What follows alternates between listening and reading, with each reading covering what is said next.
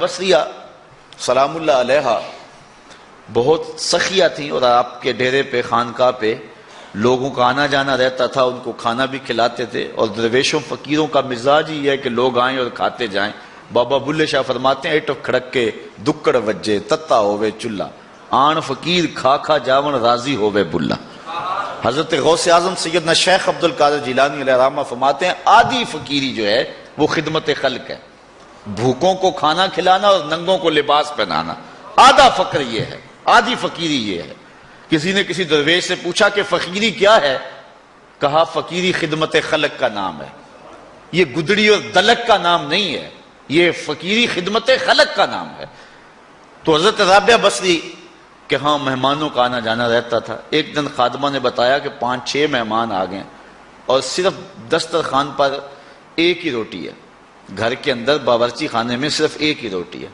کہا جاؤ اس کو بھی اللہ کی راہ میں خیرات کر دو۔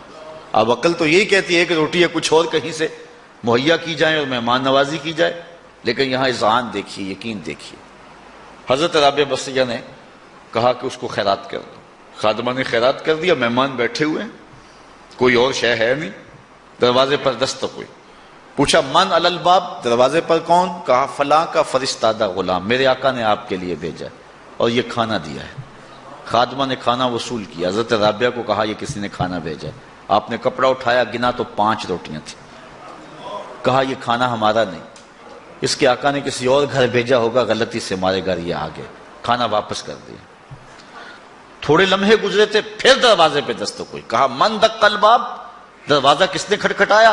کہا فلاں آقا کا بھیجا ہوا غلام ہوں، میرے آقا نے آپ کے لیے کھانا بھیجا۔ خادمہ نے وصول کیا، حضرت رابعہ کے سامنے رکھا، کپڑا اٹھایا، گنا تو 7 روٹیاں۔ کہا اس کے آقا نے کسی اور گھر بھیجا ہوگا، یہ بھی غلطی سے ہمارے گھر آ گئے، کھانا واپس کر دیا۔ پھر دروازے پہ دستک ہوئی، پوچھا من علی الباب، دروازے پر کون؟ کہا فلاں آقا کا بھیجا ہوا غلام ہوں، میرے آقا نے آپ کے لیے کھانا بھیجا ہے، اور کہا حضرت رابعہ کو دے کے ہی آنا۔ خادمہ نے وصول کیا، حضرت رابعہ کپڑا اٹھایا، گنا تو 10 روٹیاں تھیں۔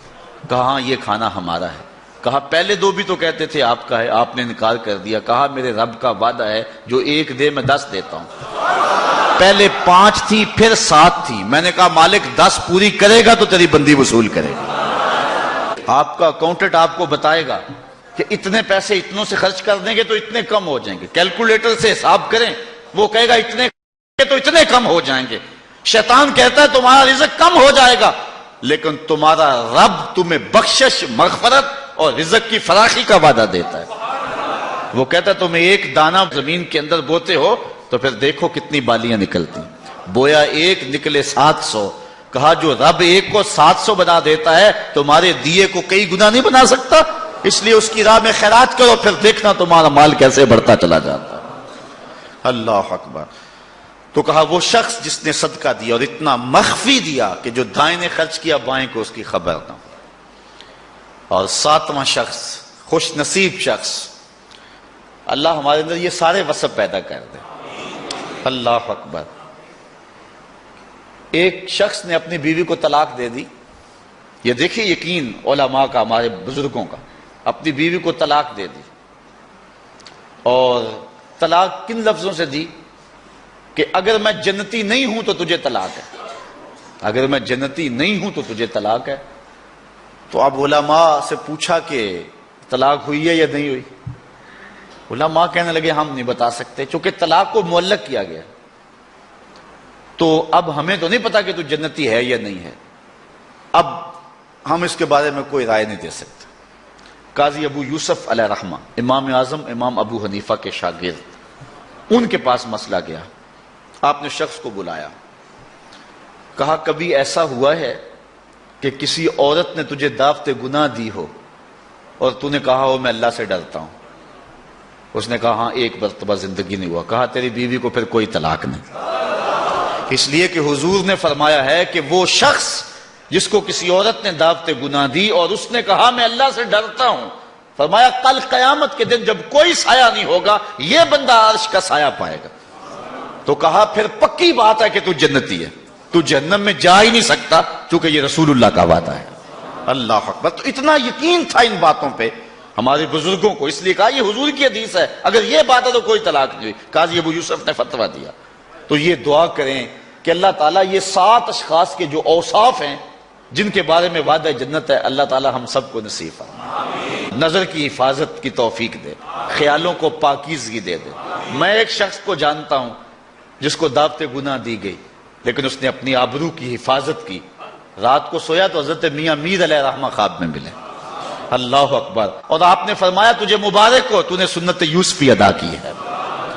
کیسا حسن تھا، کیسا جمال تھا جناب یوسف کا، لیکن آپ دیکھیے قرآن پڑھیے، سورہ یوسف اٹھائیے، ایسے تو مرتبے نہیں ملے ہیں، کیسے کمال ہیں ان لوگوں کے، اپنی آرزوؤں پر کیسے پہرے بٹھائے ہیں، اور کس طرح اپنی خواہشات کے آگے بند باندھے ان لوگوں نے، جب 7 دروازے مکفل کر دیے، اور حضرت یوسف علیہ السلام کو زلیخا کہتی ہے تلک، اب تو آ جاؤ نا، اب تو کوئی نہیں دیکھ رہا، اور موٹا کپڑا ڈال دیا اس بت کے اوپر جو وہاں اس نے اپنے کمرے میں رکھا ہوا تھا۔ حضرت یوسف علیہ السلام بولے کالا معاذ اللہ، تو موٹا کپڑا ڈال کے اپنے خدا سے چھپ گئی ہے، میرا خدا تو 7ویں کوٹڑی میں بھی دیکھ رہا۔ اور پھر اتنی روشنی برسی، اتنے اجالے برسے، گناہ کیا، گناہ کا تصور بھی محال ہو۔ تو 7واں شخص جس کے بارے میں حضور نے فرمایا وَرَجُلٌ ذَكَرَ اللَّهَ خَالِيًا فَفَاضَتْ عَيْنَاهُ، وہ شخص جس نے تنہائی میں اللہ کا ذکر کیا، کوئی دیکھنے والا نہیں تھا، ریا کا شائبہ بھی نہیں تھا، تنہا بیٹھا ہوا تھا، سحری کا وقت تھا، مصلی بچھا ہوا تھا، اور وہ اللہ کا ذکر کرنے لگا، پھر ذکر کا سرور من میں اترنے لگا، پھر کیا ہوا، فَفَاضَتْ عَيْنَاهُ، خوف خدا کی وجہ سے اس کی آنکھ میں آنسو آ گئے، اللہ کی یاد میں، اللہ کے ذکر میں رونے لگا۔ حضور فرمایا کل قیامت کے دن جب کوئی سایہ نہیں ہوگا، اس ذاکر کو اللہ اپنے عرش کا ٹھنڈا سایہ نصیب فرمائے۔ اٹھتے بیٹھتے چلتے پھرتے تنہائی میں، خلوت میں، جلوت میں اللہ کے ذکر سے اپنا تعلق جوڑیے۔ اللہ کا ذکر دلوں کے لیے جلا کا باعث ہے، لِكُلِّ شَيْءٍ سِقَالَةٌ وَسِقَالَةُ الْقُلُوبِ ذِكْرُ اللَّهِ۔ حضور فرمایا ہر شے کا زنگ دور کرنے کے لیے کچھ نہ کچھ بنایا گیا ہے، دلوں کا زنگ اللہ کی یاد سے دور ہوتا ہے۔ ذکر جلی بھی اور ذکر خفی بھی، زبان سے کرو یا دل سے کرو۔ میرے حضور قبلہ عالم فرماتے ہیں اٹھ دی بیندی ٹر دی پھر دی، ستے آتے جاگ دی، نام جھپ دی روتے کھپ دی، ویخ سر اس راگ دی، نام جھپیاں قرب ملدا، نام دی کر پوری سانب، شیشے وچ کستوری جے کر پھر ضرورت کاگ دی۔ یہ ذکر ایسا ہے جس سے من کے گن دور ہوتے ہیں۔ اور میں نے کسی روایت میں پڑھا ہے کسی بزرگ کا قول کہ جب کوئی بندہ ایک مرتبہ زبان سے اللہ کہتا ہے، اللہ اس کی طرف نظر رحمت سے دیکھتا ہے، اور جب اللہ کسی بندے کی طرف نظر رحمت سے دیکھ لے اس کے 70 گناہ جل کے راکھ ہو جاتے ہیں، اور جس کو اللہ نظر رحمت سے دیکھتا ہے پھر اس کو عذاب نہیں دے گا۔ اللہ اکبر۔ حضرت شیخ شبلی رحمت اللہ تعالی علیہ معارف اس میں ذات بیان کر رہے تھے، اللہ کے نام کی برکت ہے، اس کا نام جپنے کا فائدہ ہے۔ تو ابو علی سینا جو بہت بڑا فلسفی گزرا ہے، وہ بھی مجلس میں بیٹھا ہوا تھا۔ وہ زمانہ تھا کہ اہل اللہ کی مجالس کے اندر بڑے لوگ آتے تھے، آج تو دور ختم ہو گیا نا، آج تو زمانہ لٹ گیا، مادیت چھا گئی۔ یہ غنیمت ہے کہ آپ اتنے لوگ یہاں اکٹھے ہو جاتے ہیں، یہ اللہ کا خاص کرم ہے، ورنہ مسجدوں میں آج لوگ نہیں آ رہے۔ اقبال کہتا ہے واعظ قوم کی وہ پختہ خیالی نہ رہی، برق طبی نہ رہی، شعلہ مکالی نہ رہی، رہ گئی رسم آزاں روح بلالی نہ رہی، فلسفہ رہ گیا تلقین غزالی نہ رہی، مسجدیں مرثیہ خواں ہیں کہ نمازی نہ رہے، یعنی صاحب اوصاف اجازی نہ رہے۔ آج جو حالات ہیں آپ سب کے سامنے ہیں، ان حالات میں بھی قوم توبہ کی طرف نہیں آ رہی۔ تو وہ ایک زمانہ تھا، وہ ایک دور تھا۔ ان حالات کے اندر حضرت شیخ شبلی کی مجلس کے اندر بڑے بڑے نامور دانشور اہل علم آتے تھے۔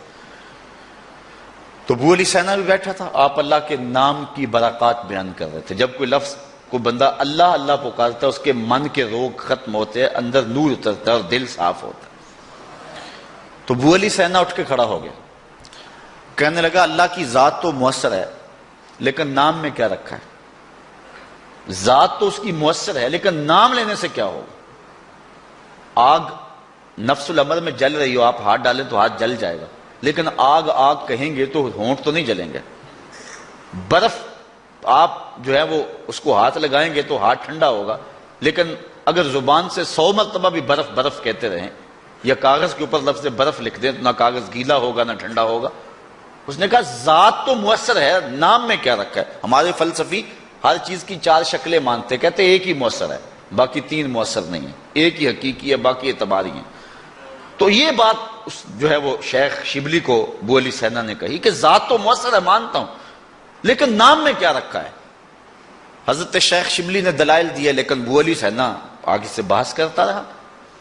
شیخ شبلی سمجھ گئے کہ یہ ماننے کو نہیں ہے، آپ نے بحث کو چھوڑا، اللہ والے لمبی بحث نہیں کرتے، بات میں سادہ و آزادہ، معانی میں دقیق۔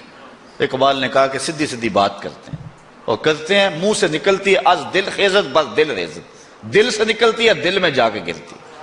بزرگوں کا طریقہ سادہ سادہ ہوتا ہے، بہت لمبی گفتگو نہیں ہے، بس سیدھی سیدھی بات۔